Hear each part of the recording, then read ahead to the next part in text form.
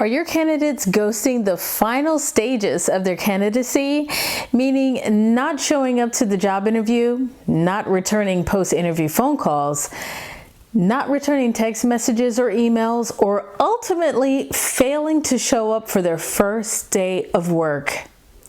Hi, I'm Yannicka, and I'm here to help you navigate the HR space through the use of technology. I've spent nearly a couple of decades in the HR profession, so stick around and let's dive into this episode.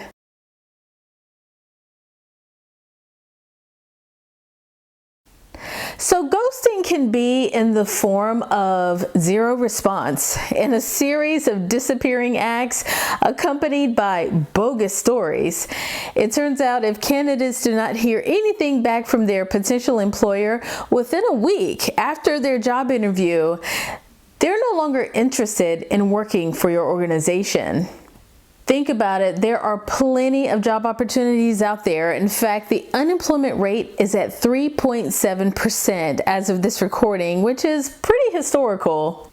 So this means candidates are no longer waiting around for weeks and months to receive a response from a recruiter. They're more than ready and capable of moving on to the next opportunity. So why exactly do candidates ghost? Well, here are 5 common reasons why. Number 1, they were offered another position elsewhere. Number 2, your culture didn't match what they were expecting. Number 3, somehow there has been a shift in interest on their part, especially when it has taken so much time for them to even get the job interview that they initially applied for. So things may have changed on their end. Number 4, the interview did not go as expected. Perhaps even a bad vibe, too many processes and hoops to get in the door. So they didn't think it was going to be a good option for them and their career paths and their overall goals. Okay, so number 5, and this one is going to sting a little, but they're just ghosting you back.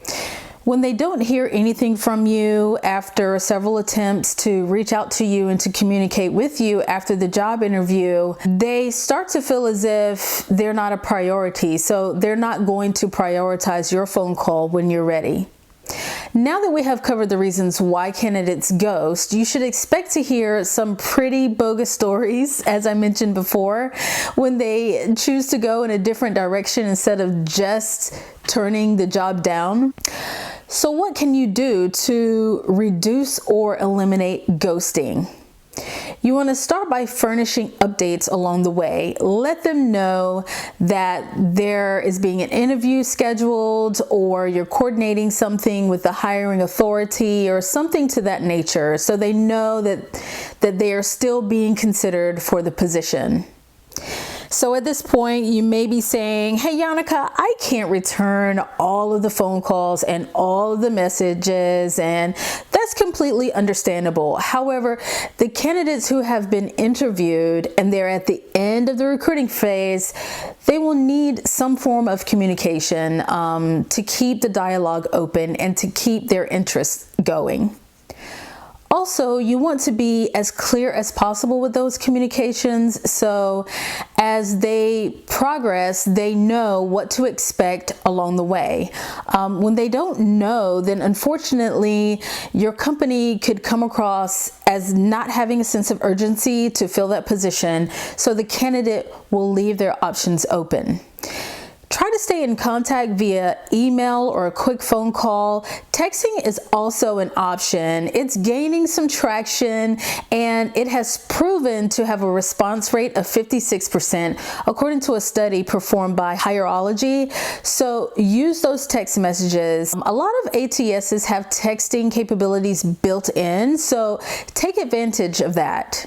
Configure your recruiting system to send a disposition notification when another candidate has been selected, or if they are no longer being considered for the position, as soon as possible. This will allow them to focus their energy on other opportunities, and it demonstrates that you have a little bit of respect for their time, and they will appreciate that. Trust me, being left in the dark is no fun. So Don't forget to keep them in the loop. Okay, so focus on damage control, and this is inevitable because candidates will research your organization through sites and apps like Glassdoor, Indeed, or Blind. So if you have negative reviews, now is the time to address those negative reviews, own up to them, and begin the process of making your organization an employer of choice. Simply write a note of acknowledgement and let people know there's something being done to address the internal issues.